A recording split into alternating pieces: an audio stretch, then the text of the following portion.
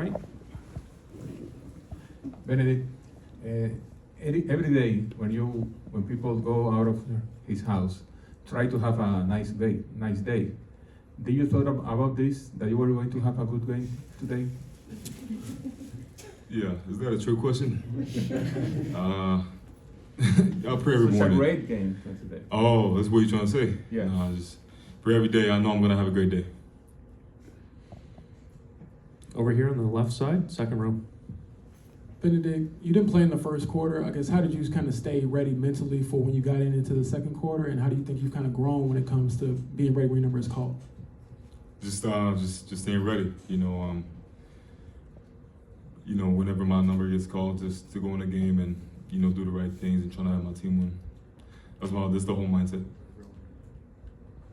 Over on the right side, third row. Bennedict, it felt like when the bench came in the second quarter, the energy in the whole building kind of shifted. Did you feel that? Did you feel like maybe there was a little extra juice after you guys went on a run in the second? For sure, I think having guys like TJ and Obi gets in the game and Shep, just playing hard. It's a group of guys who play extremely hard, and I think that's exactly what we needed. Just to get the fans back on their feet, and everybody was cheering. So, Scott on the right. Ben, that's something as a collective, as a bench, you guys talked about, obviously knowing you needed to contribute more. Is that something as a group you talked about, or just knew you took it upon yourself whenever your moment came?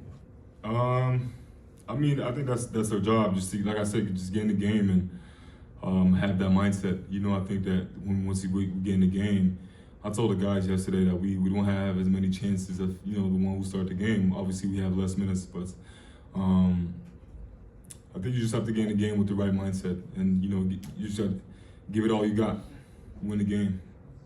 Dustin here on the left. And just what got you into rhythm offensively? You're obviously able to hit a lot of those mid-rangers and threes and stuff like that. I mean, how did you find space, and what got you, just into a rhythm shooting-wise? Pretty much just shooting shots I like. Was able to get in the gym a lot. This week, and just prepare for this game. Jamal up front. I know you talked about it in the past before, but last year, going through the experience of not being able to play in the run, how much did you think that helped prepare you for being able to contribute in this run? I think as much as I was out last year, not being able to play, I learned a lot. Just being on the bench, being next to the coaches who were able to run me through the game and stuff like that. So, I was able to. It was an unfortunate situation, but I was fortunate enough to learn a lot and be ready for this year. Front right. Hey, Ben, up here.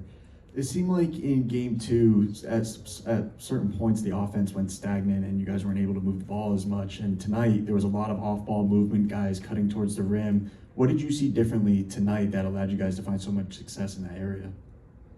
I think our aggressiveness. I think the way we started the game, wasn't the best, but we were able to call a timeout and pretty much execute what we usually do. And I think when we play Pacers basketball, that's the best thing that we're gonna get and the fans are gonna get.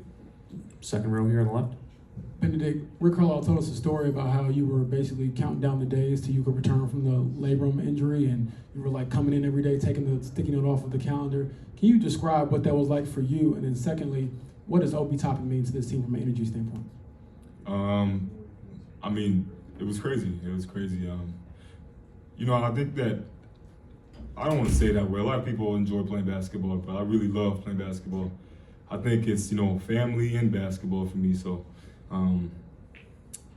me not being able to play. I wish I could do anything to be on the court, but I couldn't.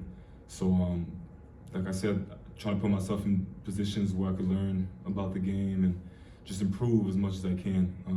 And Obi has been great, man. He's been the player that I wouldn't expect less of him, because he's a source of energy, and he's always smiling. He has a contagious energy. So just him coming to the game and bringing whatever it is, defense or offense, it's always great to have. Last question here on the left side, standing. You got 27 points, outscore OKC bench by yourself. How important was the energy from the crowd for you tonight? You said how was the? How was important of the crowd and the fan energy? Yeah. They were very, very important. You know, I think that you know, the state of Indiana is about basketball. You know, and that's the first time that I really felt it. And as much as this is a dream right now, I'm not trying to live in my dream. I'm trying to like live in the present and make sure the dream ends well, which means winning next game and winning a championship. So if the fans can help me, that's the best I can get. Thank you. Congratulations on 27 points. Say it again. Congratulations. Oh, appreciate you, my brother. Appreciate you.